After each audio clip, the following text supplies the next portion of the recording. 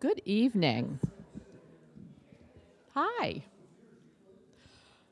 Hello, everybody. Welcome to the spring and to John Jay Homestead.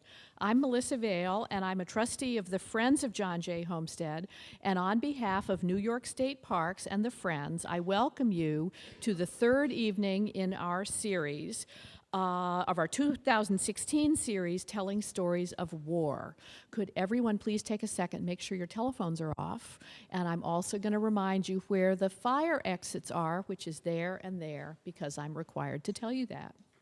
I just want to make some thank yous to our Scholars Committee, whose names are on the back of your program, for their generosity with underwriting and ideas, and to our volunteers, to our members. You are our complete backbone, and I hope you can see by looking around that we spend your money well. We try to very hard.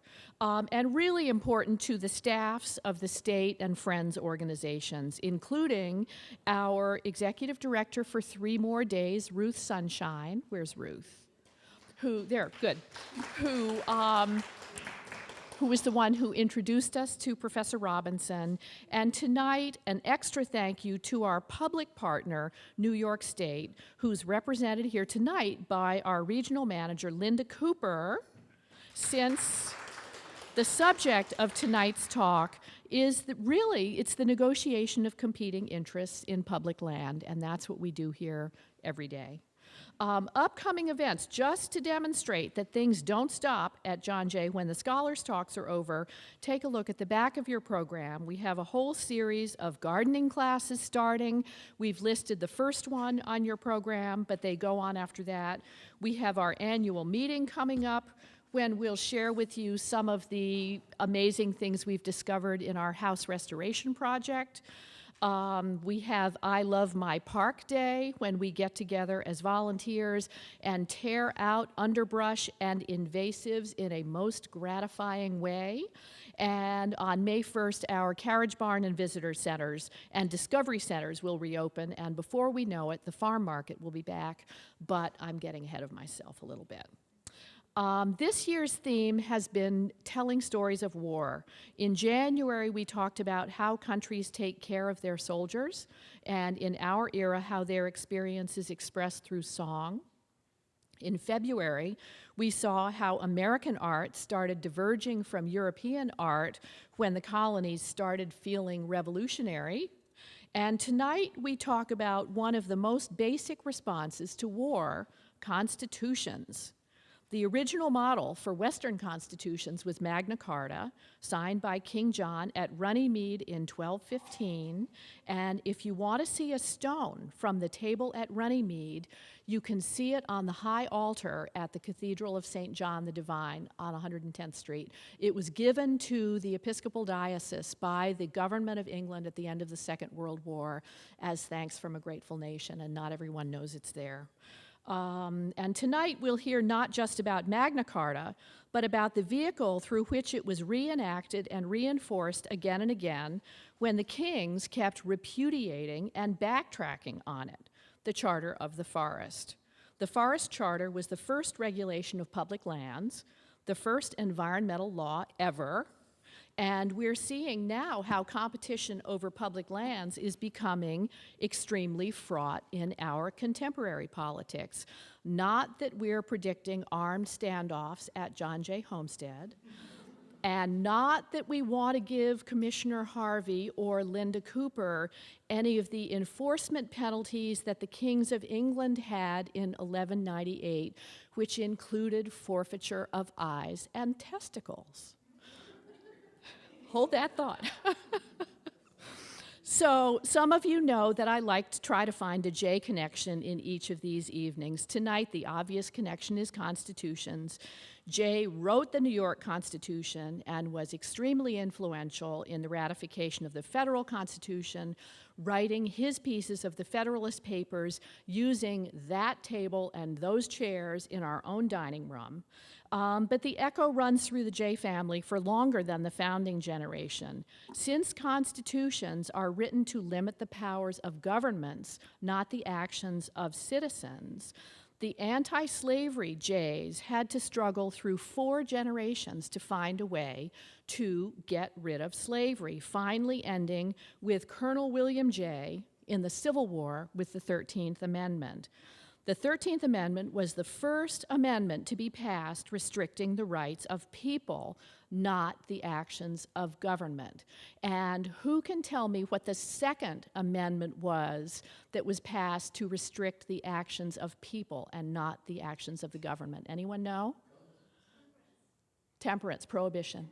Yep, exactly. So, quite a connection.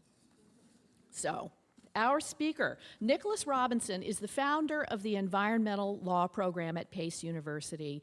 He's University Professor for the Environment at Pace Law School. He's Adjunct Professor at the Yale School of Forestry and Environmental Studies. He's been referred to as a warrior in the environmental movement and has served at local, state, federal, and international levels as a practicing lawyer, a policymaker, a scholar, a writer, a draftsman of legislation and treaties, a teacher, a speaker, and an all-round leader. Plus, his students all adore him. So please help me welcome Nick Robinson.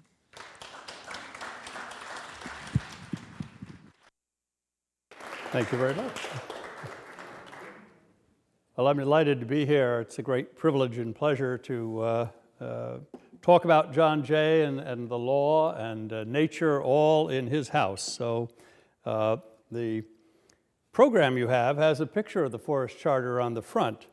And this is the Forest Charter from the British Museum that was actually the one that was issued in 1225. But the first Forest Charter was embedded in Magna Carta in 1215 and then was formally promulgated in the name of Henry III in 1217. And I'm going to tell the story of these formative documents because they're not just ancient history. They're actually part of your theme of war, if you want, because they were born out of a very intense civil war in England. After King John was too busy extracting money from everybody, the rich and the poor alike, so he could try to regain his Norman lands in France. And he wanted to have an expedition to take these lands. He had to get lots of money. And so he took it from everyone. And he alienated everyone because it was, as one commentator has said, Sylvan gangsterism. I'll tell you the story a bit, but the people and the barons rose up against that, and they met King John literally in arms.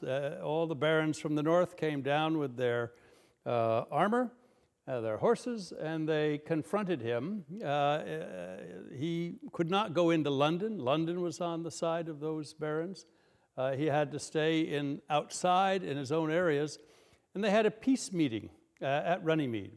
Runnymede and the first Magna Carta were really a peace treaty, but John never expected it to last, and he didn't sign it actually, he sealed it. In those days there was no signatures. It's not clear he could sign his name. He was educated and very intelligent and wily, but he was not literate as far as we can tell.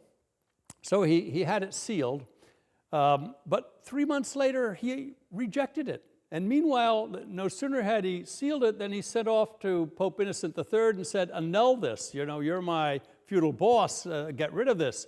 And the Pope did. And that launched a civil war. One side of the barons that supported John invited conflict. The other side invited King Louis of France to come across the English Channel as the presumptive person who could defeat John and become the feudal overlord of England and unite Norman interests with those of England.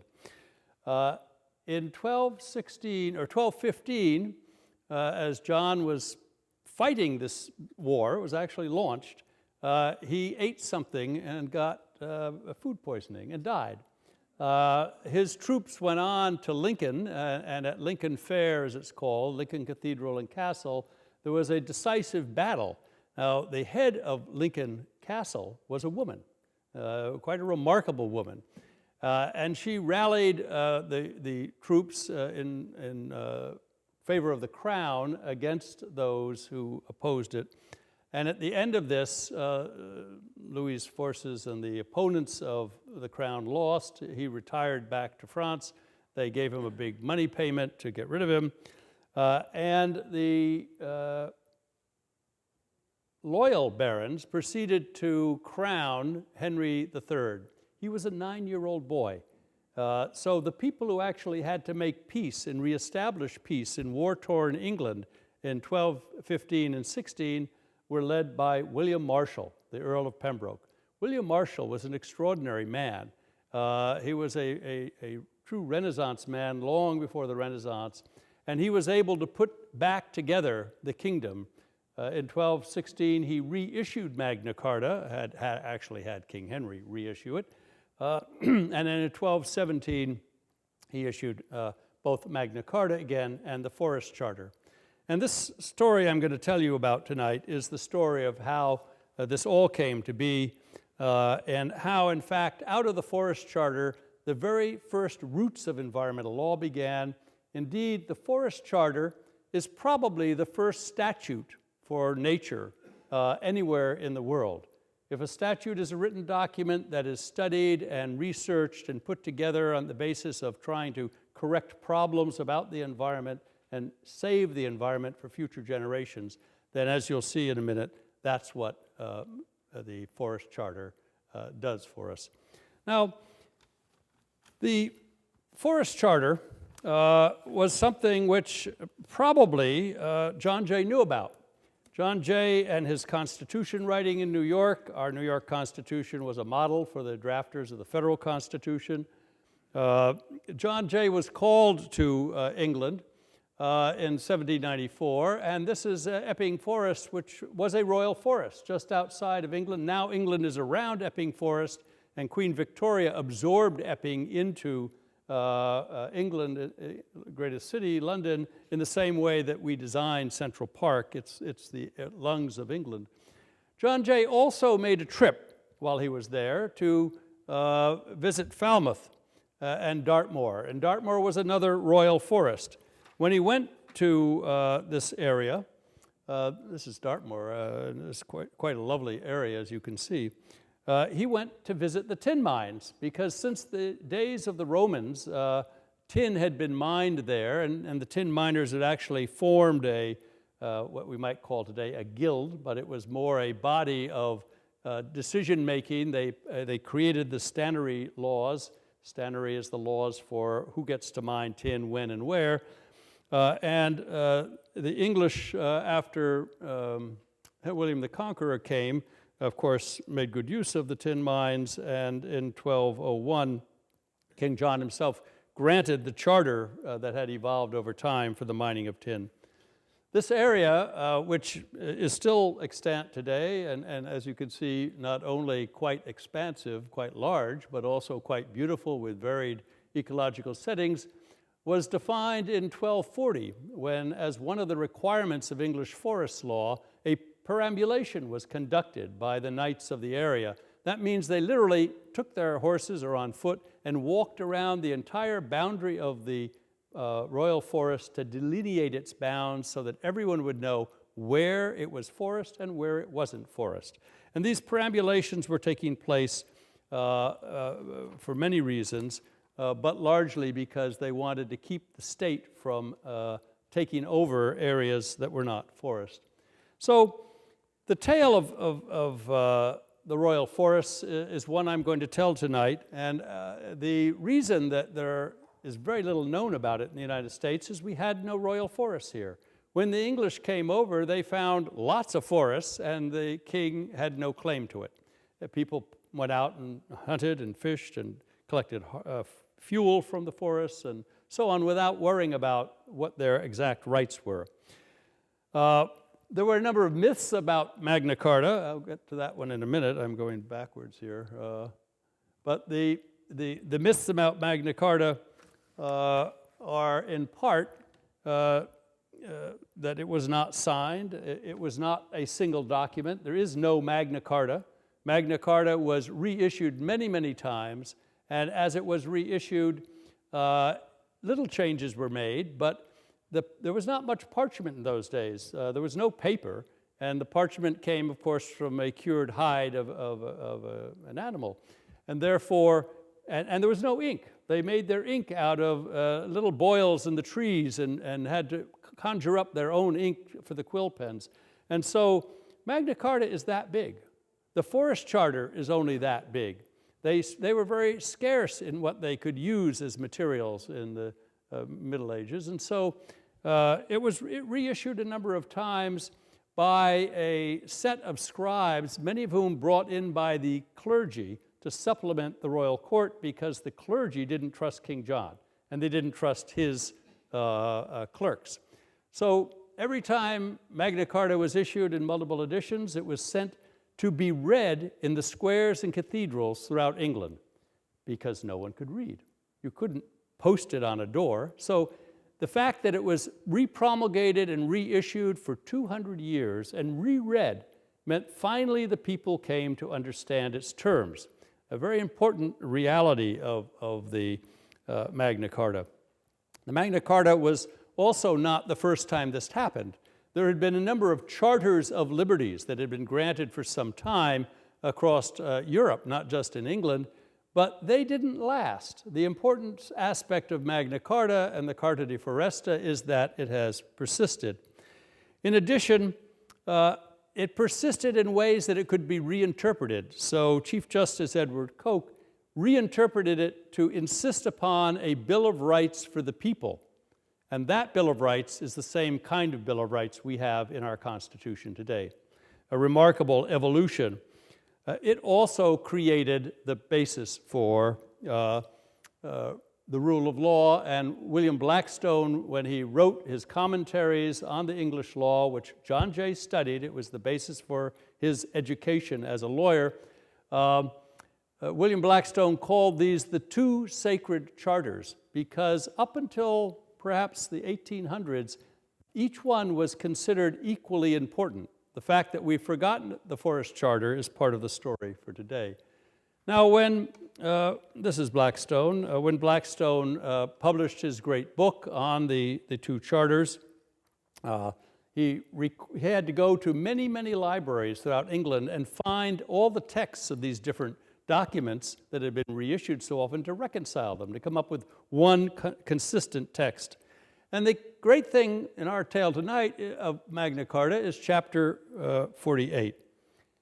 This was quite remarkable. King John agreed that a commission of 12 knights could go all around the kingdom and find out and investigate all the things he and his people had done wrong. It was an inquiry. And even though civil war broke out 3 months after this, the knights continued their assignment. They went around, collected a report of what the king had done wrong to the people who were using the forests, and they presented that to William Marshall, the Earl of Pembroke. The Forest Charter then set in motion a remedy for all these wrongs, because the Forest Charter was defined to correct the evils of King John. And in the course of that, they saved over 150 forests for 800 years. Quite a record. And you know these forests. You may not think you know them. But if you've ever read Howard Pyle's The Merry Adventures of Robin Hood, you've been to Sherwood Forest. And in your mind's eye, you can conjure up Sherwood Forest. It's still there. It's smaller than it once was. If you've read Arthur Conan Doyle's The Hound of the Baskervilles and followed Sherlock Holmes through Dartmoor Forest, which is where, of course, John Jay went, you too know that forest. And if you've ever loved the 100-Acre Wood or read it to your children or grandchildren, you've been to Ashdown Forest, where the 100-Acre Wood is ensconced in the middle of the forest. So the legacy of these royal forests is something we have even without knowing it here in our country. And just to give you an example, here is the Forest of Dean in Gloucestershire. It's an oak forest. It has iron mines. Ever since 800 years ago, there are still free miners who have a charter to go out and dig iron in the ancestral way and persist. And it has a verder's court. And one of the great stories of these charters is that For 800 years, there's been a special environmental court that still sits today to protect the rights of the commoners, of the free people, in access to and use of these royal forests. So they had an adjudicatory process for protecting their rights. This area is just above Bristol, which is down here. And as you can see, these forests are not small. They are substantial areas which are widely used today. These are the spring bluebells in bloom and so on. Now, just to give you a sense of the scale, on the older map, you have all the royal forests as they were after the charter had become part of the statutes in the statutes of the realm. And here, when you see the green, and there's quite a lot of green in today's map of the Forest Commission, you can see where the royal forests are. I'm going to show you, I'm going to show you pictures of the new forest, which is down here. Here is the forest of Dean. Here is Sherlock Forest up here.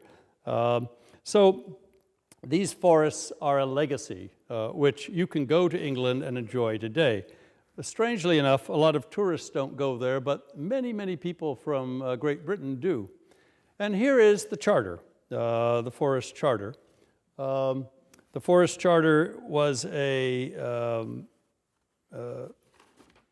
issued under seal by Henry III. It was actually developed and issued by William Marshall as his regent. And it was written on the basis of a report, just like a report to Congress or a congressional inquiry or a legislative hearing in Albany is today. It was then put in as ultimately as a statute of the realm when they first created the very first statute book in England, which was only in 1293. And so when it was promulgated in 1217, it was short, the Forest Charter. And up until that time, Magna Carta had been called the Charter of Runnymede, or the Charter of Liberties. It didn't have the name Magna Carta. That name was given to it in 1217 to distinguish it from the shorter, the more brief Forest Charter. And that's when Magna Carta meant longer or Great Charter. Only 200 years later, and then 400, and then 600 after Coke, did it get the idea that a charter is magna because it's great in giving us and guaranteeing us our liberties. That evolved. When it was issued, this is a painting in the British Museum of 1779, imagining King John agreeing to the Magna Carta as a peace effort, but it was, as I've said, the introduction to one of a number of civil wars in England.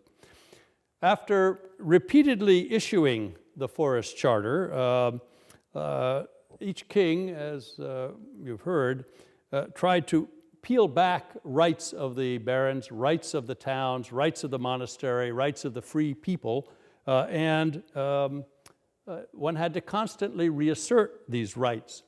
Magna Carta was reasserted for 200 years, not because of the liberties in Magna Carta. It was reasserted because the people had to use the forest. They had to go into the forest for their pannage, the running their pigs in to eat acorns. They harvested the wood from the forest. The wood was not just a fuel, it helped them build their homes. The forests were the engine of life. There was no industry in 1200. If you didn't get your wealth out of the forest, you didn't live. You couldn't sell things, you couldn't make things. And so the rights of access to the forest were literally the rights to a job in those early days.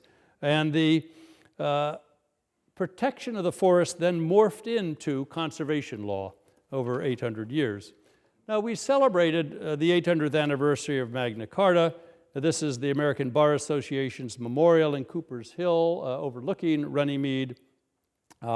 Americans have been celebrating this a little more than the English have. And the celebration caused the royal barge to come up the Thames River from London. Windsor Castle is very close by, which is where King John hung out when the powers from London came up to negotiate with him and the barons of the north.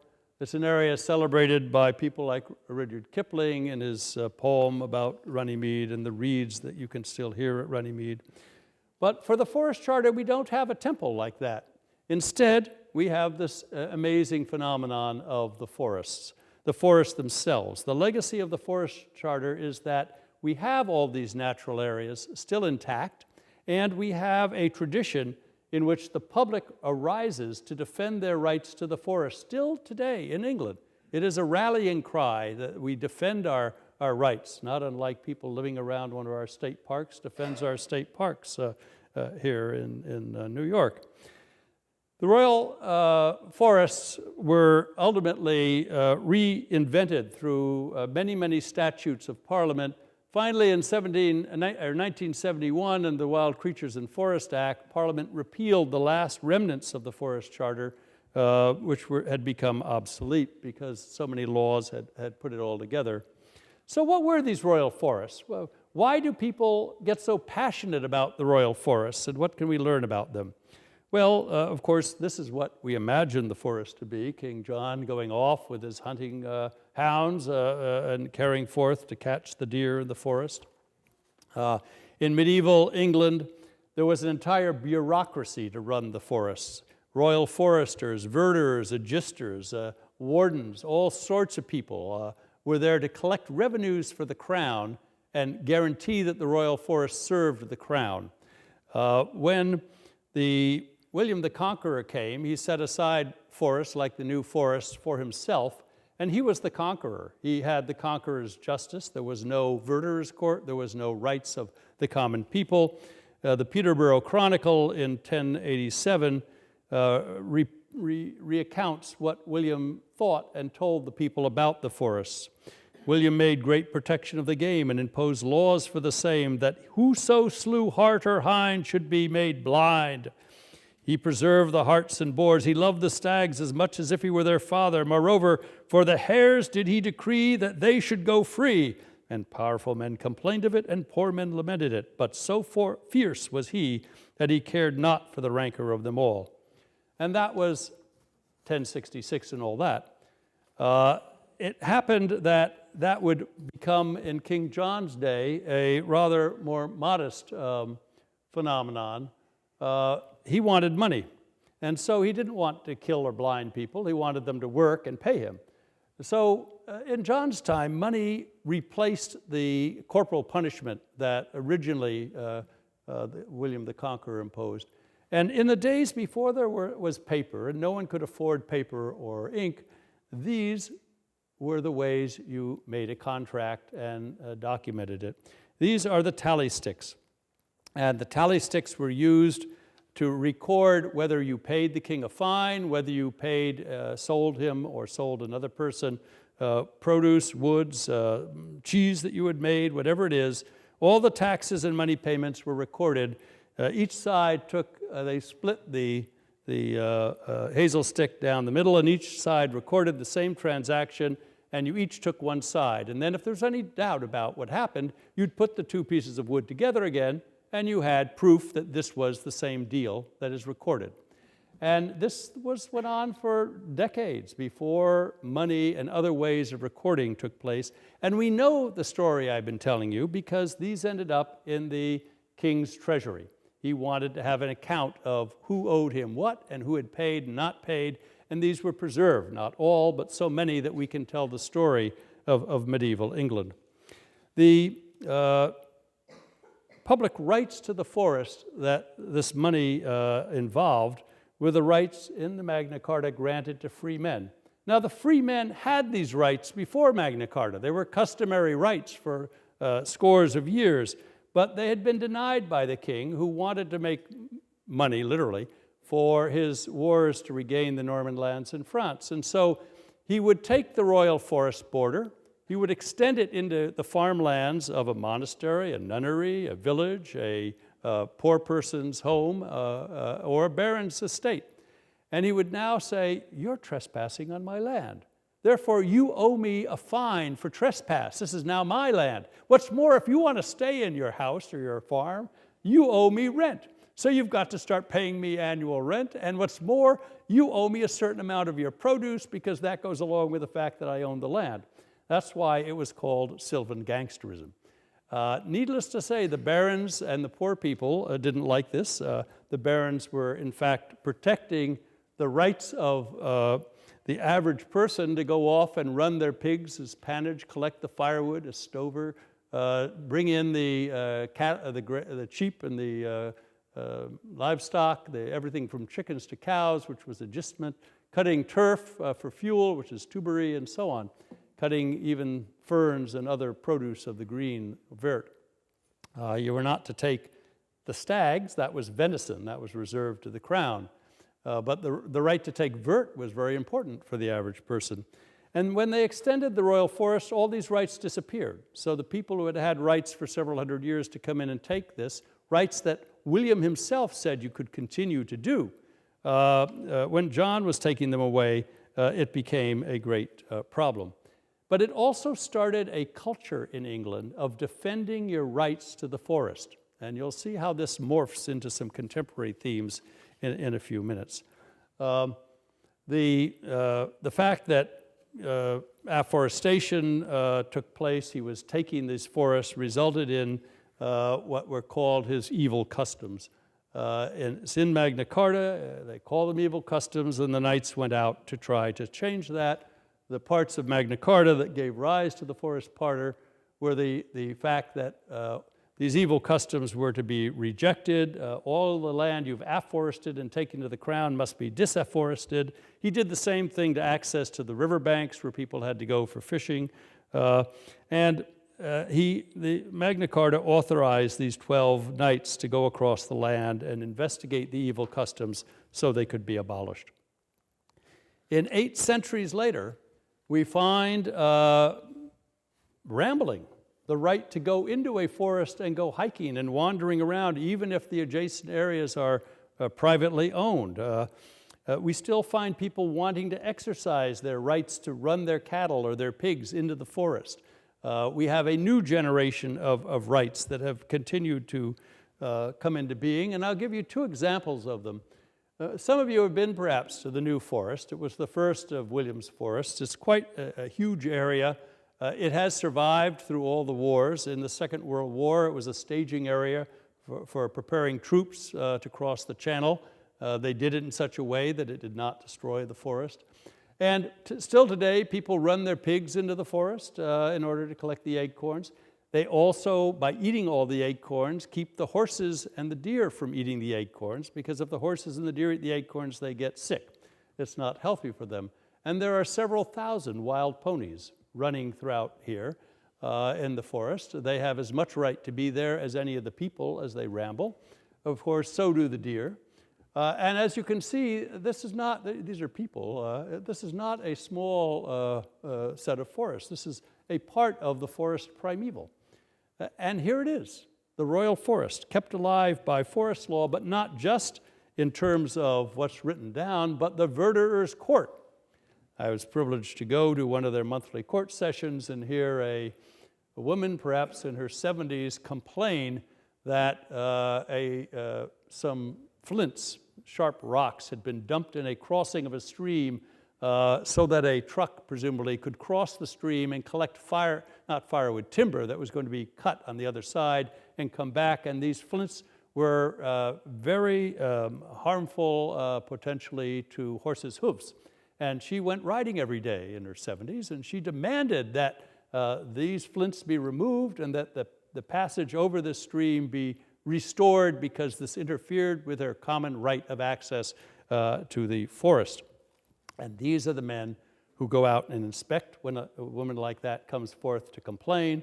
She rose here up into the bench, she gave testimony, and they then ordered these fellows in livery to go out and inspect her claim and determine what was wrong, and then they would hear a report and issue orders for the restoration of the access common rights that she claimed.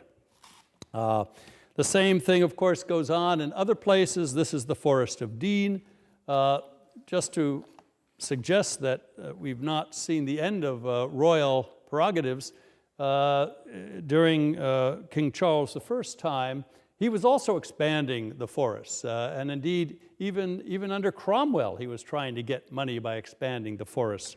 And so there was actually a riot, which would be looked upon as a revolution today, in 1631 and 32, called the Western Rising. And in 1639, 22,000 acres had been claimed by the crown, and people literally rioted because they said, you have no right to do that. This is public forest. It's not your forest just because you're the king, and we demand our rights. And what they did was they built a house called Speech House, and they created this is the Verderers Court for the Forest of Dean. The Verderers Court doesn't meet monthly the way the one in New Forest does. It meets quarterly to manage the wild boar, to oversee sheep grazing, and to deal with the flora and fauna, the plant life and the deer life, the venison, as well as to adjudicate the rights of the miners who still dig mine in the traditional way. So there you are, hands off the forest. And around the Forest of Dean, a citizens' movement has arisen to defend the free rights, and not just the rights of the miners, because when Parliament in 1981 decided to guarantee the economic rights of these miners, they took away a lot of the rights of the commoners to come in and do other things. They adopted a law called the Countryside and Rights of Way Act 2000, or CROW, Crow. But Crow didn't protect the rights in Dean very well because there were few of these statutory right-of-ways. And so the people began to say, what's missing? What are our rights today? We want cycle tracks. We want places for the bicyclists. We want bridle paths. We want the horse paths to be established and the right-of-way for horses and riders. We want wheelchair users to have access to this area. Make special provision for them. And we want baby buggies, because mothers and little babies have a right to go on these trails too. So this is quite a far cry from pannage and the original rights of the forest. And so what do we have out of this? Well, it seems to me the culture that we have in this story of the English forests and the Forest Charter was found in Chapter 17 of the Forest Charter itself. These were liberties that were taken by the people at all levels of the socioeconomic ladder. These liberties of the forests and free customs traditionally had, both within and without the royal forests, are granted to all in the realm. In short, to everyone. Everyone is also obliged to observe the liberties and customs granted in the Forest Charter. This is one of the first expressions of environmental rights or natural rights that we find in any legal system in the world, and it's still functioning today. And the question that I ask myself, and I'm continuing to study, and we'll go to England next year to do some further analysis of this with original documents, is how can we replicate this story of 800 years today? We're losing forest cover all over the world. There are other places that can protect forests. What can we learn from the story of the Forest Charter that can replicate it in other places? The UN just adopted in September an obligation to sustainably manage the world's forests, combat desertification, and halt and reverse land degradation and biodiversity loss. That won't happen just because the UN proclaims it.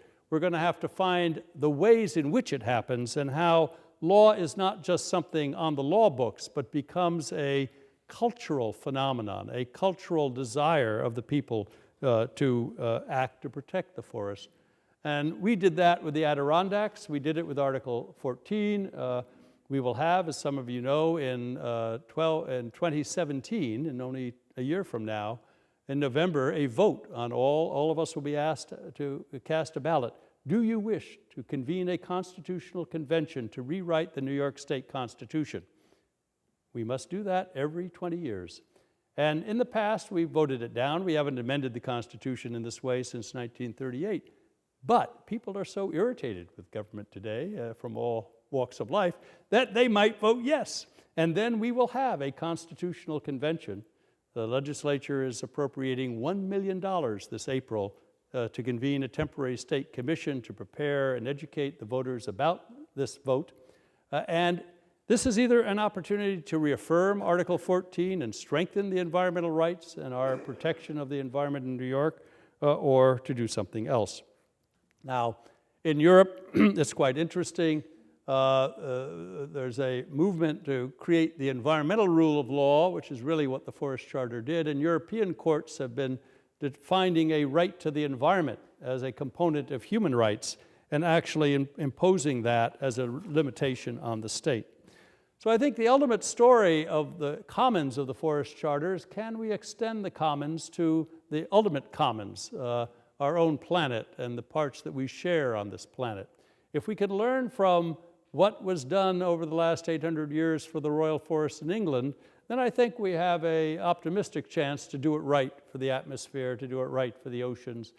The UN began negotiating just this year, it'll begin this summer, the negotiation of a biodiversity convention for the high seas. There is no biodiversity conservation on the oceans and the high seas, and we will have something. Hopefully it will be as strong as the Forest Charter going forward.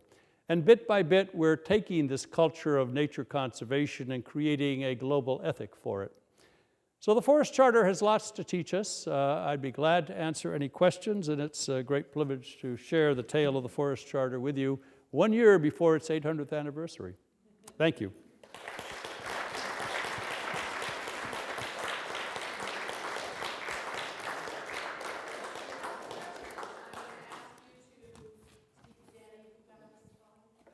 That was great. So have the forest escaped the degradation of the commons because it's so multi-use and always has been multi-use? Is that what? I think that's a part of it. As you use the forest, you create your own personal relationship to it, whether it's economic or aesthetic or for other reasons. So I think it's very important that protected areas be open to people. And when they are, and people invest themselves in their right to be in a place, they come to know it and love it and protect it. So I think you're right. I think it's a good observation. Whether we can replicate that to make ourselves see ourselves in these other places is the challenge.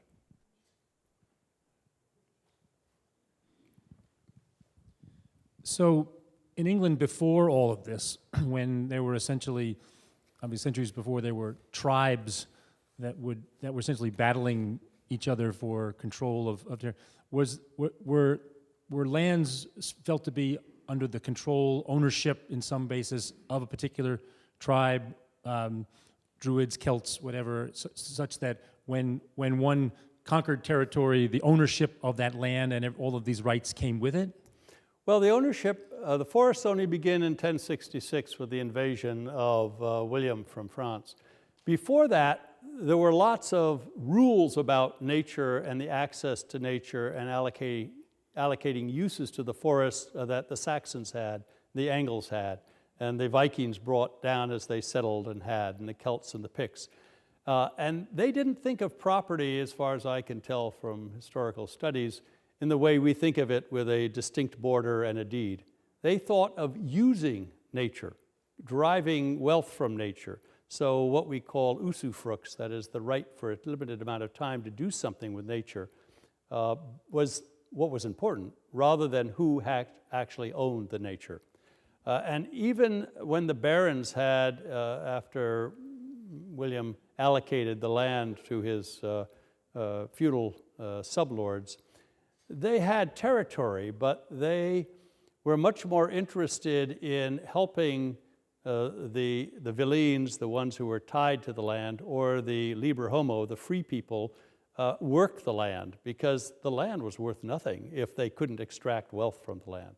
So even there, the usufructs, the user's rights, were more important than the delineation of land itself. And throughout, there were more commons than there was limited land. So I think the interesting thing about the story is that it's how do you manage the commons, the shared lands, the shared rights, even to private lands.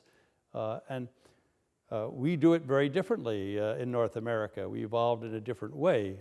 But I think we can learn something out of the Royal Forests and studying how they survived 800 years of turmoil, intact, more or less. How would you compare the collective attitude toward this sort of thing in the UK and the US? I mean, we have struggles about should we introduce the wolves to Yellowstone. There are struggles about should the buffalo run free or kick off the cattle. I mean, where are we in terms of our two national attitudes toward this issue? Well, in England, this boar had been extinguished from the Forest of Dean, and a bunch of vigilantes, if you will, decided it was time to bring them back. And so nobody knows when they came back to Dean, but one of the great functions of the Verderers Court now is actually to manage them, because they were once extinct in the forest, then they came back.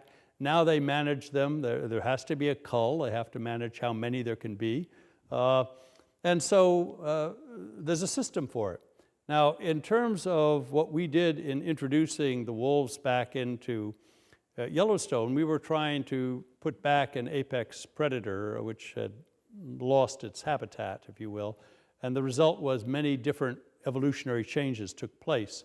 The wolves seem to have had a good effect on a number of things, including vegetation, because the number of elk and deer and other species that were mowing down the vegetation because there was too many of them were being eaten now by the wolves, and therefore a balance in the landscape was being restored. The question, of course, is what happens to Greater Yellowstone right outside the border? Can you, in fact, deal with that buffer area? And England has had the same problem.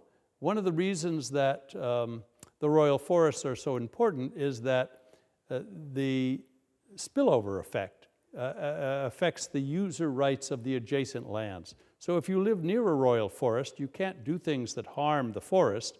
And if you have common rights to the forest, you probably have them outside the forest. You just go in and out. And when you come back, you exercise the same stewardship you had before. So England, ever since the medieval period, is crisscrossed with walking paths. They've been largely statutorily protected now, but they went wherever people walked, because in the Middle Ages, not everyone had a horse. And so these pathways were more important. And the right to ramble or follow these pathways became so traditional that property owners couldn't extinguish it. And they tried. One of the things the kings did was to hand over land to bring money into the crown. And then the new property owners tried to exclude the commoners from these aristocratic estates. And there have actually been, even into the 30s and 40s, riots in parts of England and Scotland where a property owner would try to extinguish the rights of prior access, whether it was to get fishing rights or exercise fishing rights or walking rights or bridle paths and horse access and so on. I mean, you can't imagine us rising up and rioting as a tool. We'd bring a lawsuit instead, and we do a lot of that. But in England, they take direct action. And so there are cultural differences in how we protect nature. I think the remarkable thing about the establishment of the Adirondack Forest Preserve is that it was established at a point where we had really destroyed much of the Adirondacks. Not all, but significant areas. Vast forest fires. The forest fires had eroded the hills so much that in the spring the floods would bring down the mud, and Albany twice couldn't convene the legislature in the spring because downtown Albany was underwater. That was before they built the federal dam at Troy. But we then took the lands that had been abandoned by these aggressive timber barons, if you will, wildcat timber operators, and they didn't pay their taxes, so we seized their land for their back taxes and started the Forest Preserve. And every year since 1894, when it was put into the Constitution as forever wild forest land, New Yorkers have added more and more land to the Forest Preserve. So the Forest Preserve is now larger than the state of Vermont and Massachusetts combined. It's a huge area, and 50% of it has people living in it, and the 50% that doesn't is full of people visiting it, which is the point you made. We value the Adirondack statewide because we all have access to it. The people who live in it get it all year round, but the rest of us can go whenever we want. And over 50% of the Adirondacks is very much like the public access of the Royal Forests. So it doesn't have to happen in the way I've told the story here. It can happen in other places. I could give you another example, which I've studied at length, which are the Zapovedniki. So Zapovedniki in Russia actually go back to the time of the Tsar. They were perpetuated and expanded under Lenin. The early conservationists in Russia went to, after the Soviet Revolution, went to Vladimir Ilyich Lenin and said, Vladimir Ilyich, don't you like parks and nature? And he said, yes, as a little boy, I always liked parks. And then they quoted that as their writ to go off and save more and more parks for the next 70 years. And so Zapovedniki are the largest wild areas in the world, and under this, Stalin cut them back a little bit, but under all of the other Soviet leadership and under Yeltsin and under now Putin, they have maintained the wilderness of this area. And there's a dedicated group of citizens who do just what these people do in England, or the ones who fight to save the Adirondacks. They are organized to fight to stop anyone from making trouble for the Zapovedniks in Russia today. And they're huge areas. We could look at similar examples that are going on that don't get told very well about the Amazon.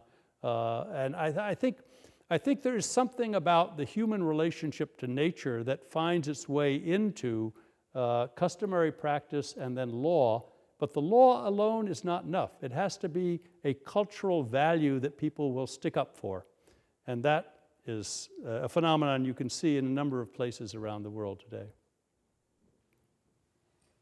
Coming.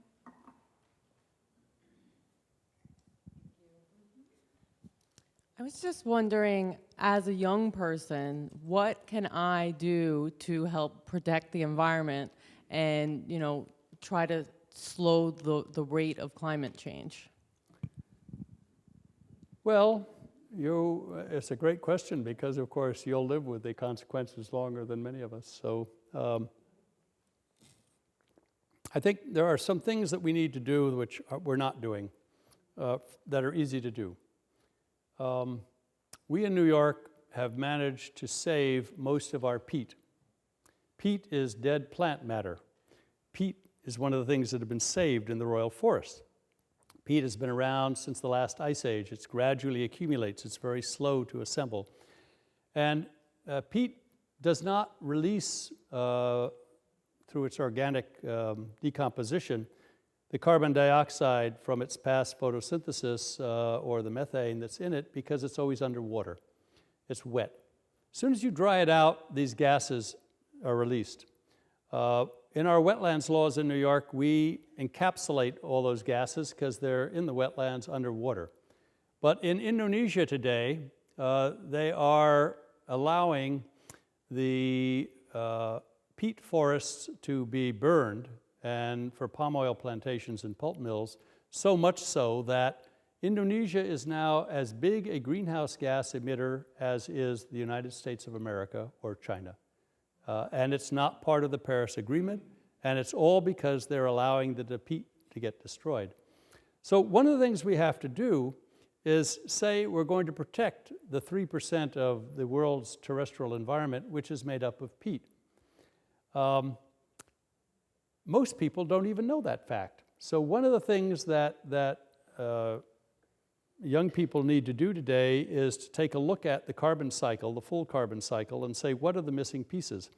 It's easy to say we can quickly move off of coal and quickly move into alternative energy systems. New York State is probably the leading state right now in terms of promoting alternative energy. Con Edison, as you probably know, doesn't make electricity anymore. Con Edison only sells it, commits to conveying it to you, and helps you reduce less electricity. So Con Ed will actually pay you to put in insulation, to put in a low energy appliance, a new refrigerator or something like that. They give you money to help do that because it will use less electricity. And their entire business model is how to use less electricity. If we use less and use it more efficiently, we produce less greenhouse gases. So I think what we have to do is essentially move off of the old systems of producing electricity to new systems as fast as we can. And if you Google the Public Service Commission's work and NYSERDA's work in Albany, it's REV, you'll see all the things that are happening in New York to make that happen. So you can be part of that. And promoting alternative energy systems is a direct way of doing that. Encouraging the better protection and sequestration of greenhouse gases is critical. One of the most effective things each one of us can do is plant more trees. And planting trees is an absolutely wonderful gimmick, because every tree, especially the young ones that are growing for some time, sequester carbon dioxide from the atmosphere. And so a tree is absorbing all of this greenhouse gas, and meanwhile you've planted a tree and it's aesthetically pleasing and it's helping other kinds of biota, relationships with nature. So one of the things that we need to start doing much more of is what the Arbor Day Foundation has been preaching for a long time. And you can Google the Arbor Day Foundation. Some of you probably contribute to it. But you can plant trees. And there's an entire program in New York that is all about giving trees, in fact, to citizen organizations to plant them along small streams and tributaries in order to keep the erosion and sedimentation from happening.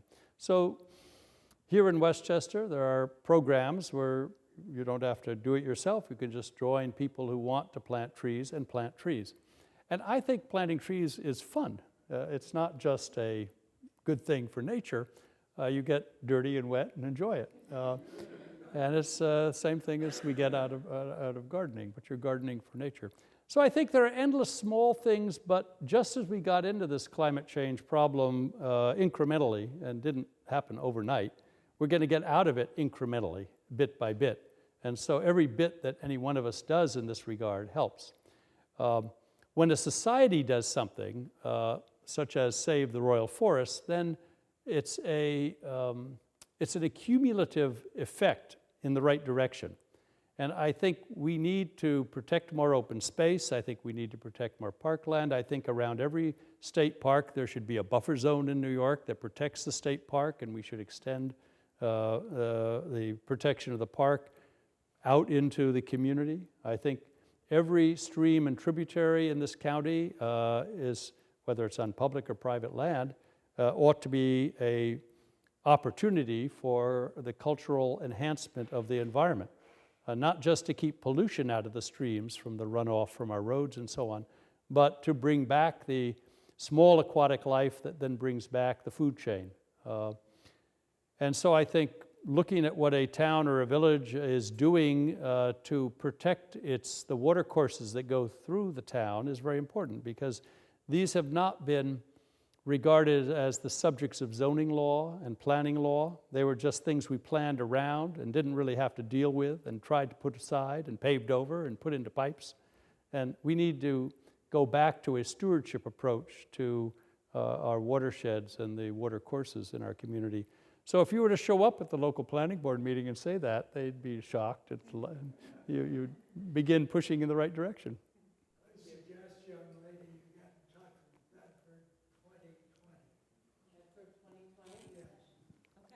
Bedford 2020 is the leading program in Westchester for how to be sustainable as we go forward, and they've worked on it for a long time. And you probably still have one more hour to go vote, right? Today's election day, town board, so you can still make it. Anybody else? Thank you so much. Nick is going to be signing copies of his book over here, and please stick around and have a glass of wine and talk with us. We're so glad you came, and keep coming back this spring. Thank you. The story of the Forest Charter is in one chapter of the book the ABA published, and there's flyers and one or two books back there if you're interested. Thank you so No, that was much. lovely. Really.